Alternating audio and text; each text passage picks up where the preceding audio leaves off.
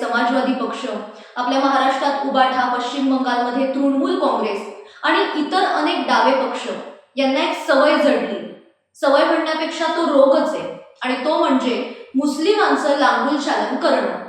आणि त्यासाठी ते काहीही करू शकतात. म्हणजे मुस्लिम मतपेढीला खुश करण्यासाठी हिंदूंना त्रास देण्यापर्यंत त्यांची मजल जाते आणि असं वागण्यात त्यांना काहीही वावगं वाटत नाही. पण हेच मुस्लिम मतदार वरचढ झाले की त्यांची हाजी हाजी करणाऱ्यांना कैसा हराया असं म्हणत कसं बाजूला करतात याची अनेक उदाहरणं आपण गेल्या काही निवडणुकांमध्ये पाहिली. आणि आता 5 राज्यांमध्ये विधानसभा निवडणूक लागली. तिथून सुद्धा वेगवेगळ्या प्रकारच्या बातम्या यायला आता सुरुवात झाली. त्याविषयी सविस्तर आपण नंतरच्या व्हिडिओत बोलणारच आहोत. पण सांगायचा मुद्दा हा की लांबूल चालनाचा हा जो रोग आहे तो फक्त भारतातच आहे असं नाही, तर जगभरातल्या अनेक देशांमध्ये हा रोग पसरलेला आहे. आपल्याकडे एक लावणी आहे आणि त्यात एक ओळ आहे, गावात होईल शोभा हे वागणं बरं नव्ह. आणि हे मुस्लिम धार्जिणे राजकारणी त्यांच्या अशा वागणुकीमुळे बऱ्याचदा स्वतःची आणि पदाची शोभा करून घेतात. याचं ताजं उदाहरण हे ऑस्ट्रेलियाच्या पंतप्रधानांचं आहे. रमजान ईदच्या दिवशी ऑस्ट्रेलियाचे पंतप्रधान अँथनी अल्बनीज हे सिडनीमधल्या एका मशिदीत गेले होते आणि तेव्हा गेट आउटच्या घोषणांसह त्यांना अपमानास्पद शब्दात तिथून हाकलून लावण्यात आलं.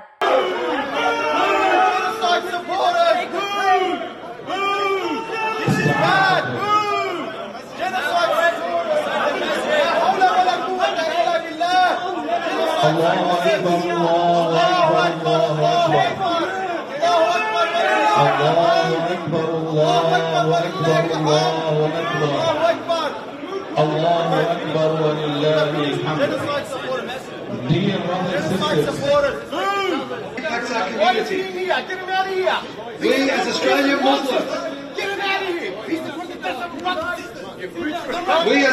Muslims, need to have these deep intellectual discussions in regards to how we navigate the path of engaging political leadership, the media and the wider world.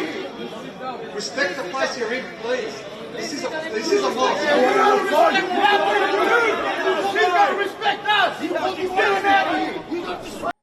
ही केवळ घटना नाहीये, तर सेक्युलर राजकारणाच्या भ्रमनिरासाची ठळक झलक आहे. राजकारणी सत्तेसाठी सेक्युलरवादाच्या किती आहारी गेले हे यातून दिसतं. पंतप्रधान पदाच्या प्रतिष्ठेला धक्का पोहोचवणारी अशी ही घटना आहे. अल्बनीज हे शुक्रवारी सकाळी सिडनीतल्या लेकम्बा इमाम अली बिन अली तालिब मशिदीत गेले होते. त्यावेळी त्यांच्यासोबत गृहमंत्री टॉनी बर हे सुद्धा होते.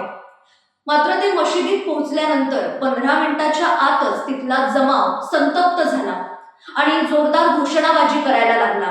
गेट आउटच्या घोषणाबाजींनी संपूर्ण परिसर हा तिथे दुमदुमून गेलेला होता. एवढंच नाही, तर पंतप्रधानांना तिथून हाकलल्यानंतर तिथल्या जमावाने ऑस्ट्रेलियन पंतप्रधानांना सडलेला कुत्रा म्हणून संबोधलं. तसंच पंतप्रधानांचा उल्लेख नरसंहाराचे समर्थक असा सुद्धा केला. ऑस्ट्रेलियन पंतप्रधानांनी गाझामधलं युद्ध आणि इस्रायलबाबत घेतलेल्या भूमिकेवरून तिथल्या जमावाने हा संताप व्यक्त केला. मात्र तिथून आल्यावर ऑस्ट्रेलियन पंतप्रधान अल्बनीज यांनी हा कार्यक्रम खूपच सकारात्मक झाला अशी सारवासारव केली आणि 30,000 जणांचा जमाव होता, त्यातल्या काही जणांनीच विरोध केला किंवा घोषणाबाजी केली असं त्यांनी सांगितलं. आता ऑस्ट्रेलियाची लोकसंख्या किती आहे, तर 2,80,00,000 त्यात मुसलमानांची लोकसंख्या अंदाजे 8.25 लाख आहे. म्हणजे एकूण लोकसंख्येच्या तुलनेत जेमतेम 3.20% इतकी त्यांची लोकसंख्या आहे. खरं म्हणजे असं वागल्यानंतर पंतप्रधानांनी कारवाई करणं अपेक्षित होतं. मात्र पंतप्रधान अँथनी अल्बनीज यांनी सत्तेच्या हव्यासापोटी अशा पद्धतीने लांबूल चालन केलं. खरं म्हणजे त्याची काहीही गरज नव्हती. मग ऑस्ट्रेलियाच्या पंतप्रधानांना रमजान ईदच्या दिवशी सिडनीच्या मशिदीत जाण्याची आवश्यकता का वाटली असावी? कदाचित आपण सेक्युलर आहोत याचं प्रमाणपत्र त्यांना ऑस्ट्रेलियातल्या मुसलमानांकडून हवं असावं.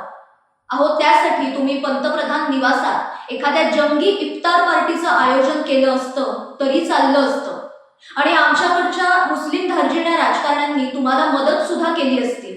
इतकंच कशाला तर त्या मुस्लिम मतपेढीला खुश कसं ठेवायचं याच्या वेगवेगळ्या आयडिया सुद्धा दिल्या असत्या.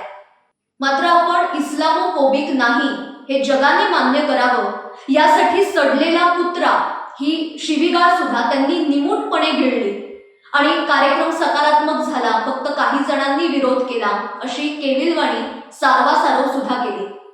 मुस्लिमांचं लांगुल चालन करणाऱ्यांवर ही काय वेळ आली.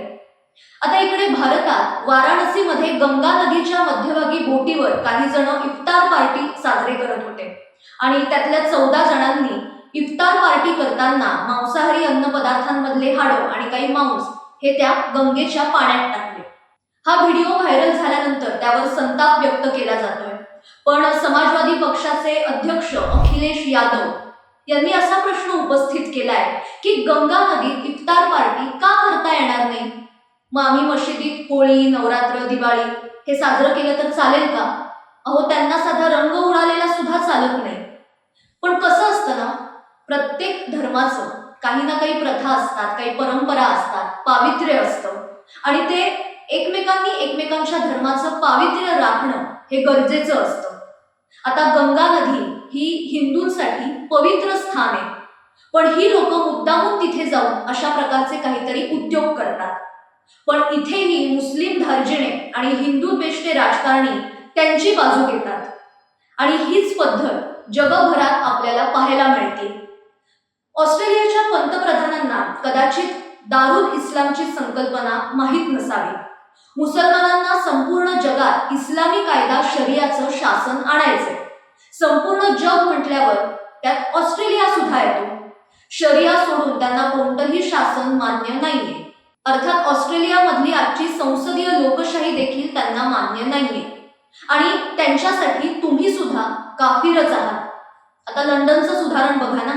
आज लंडनमध्ये जवळपास 15% मुसलमान आहेत आणि लंडनच्या काही भागात 35% जास्त मुसलमान आहेत. लोकसंख्येच्या आकड्यात सांगायचं झालं तर 13 लाखापेक्षा थोडे जास्त.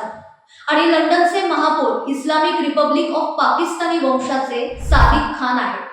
तिथली अवस्था काय आहे हे आपल्या डोळ्यासमोर आहे. त्यातून काहीतरी बोध घेणं हे गरजेचं आहे. आज ऑस्ट्रेलियात मुसलमानांची संख्या केवळ 3.20%. त्यामुळे शिव्याशाप, शिवीगाळ, आरडाओरड आणि नुसता पाठलाग यावर पंतप्रधानांची सुटका झाली. पण ज्या वेगाने मुसलमानांची लोकसंख्या वाढतीये ते बघता त्यांची मजल आणखी वाढणारच आहे. त्यांच्यावर कारवाई करायची सोडून तुम्ही त्यांची बाजू घेत सारवासारव करता. अहो, हे वागणं अजिबात बरं नव्हे. हे तर आमच्या भारतातल्या मुस्लिम धार्जिण्या राजकारण्यांसारखं झालं. म्हणजे वेळप्रसंगी मार खातील, धमक्या, अपमान सगळं सहन करतील, पण मुस्लिमांचं लांगुल चालन करणं मात्र काही सोडणार नाही. मुस्लिमांचं लांगुल चालन करणाऱ्या राजकारण्यांमुळे इतरांना त्याची मोठी किंमत मोजावी लागू नये हीच इच्छा आहे. आजच्या भागात इथेच थांबते, पण याविषयी तुम्हाला काय वाटतं ते नक्की कळवा आणि अशाच महत्त्वाच्या विषयांसह आपण रोज भेटणार आहोत. त्यासाठी साप्ताहिक विवेकच्या YouTube चॅनलला आजच सबस्क्राईब करा. धन्यवाद.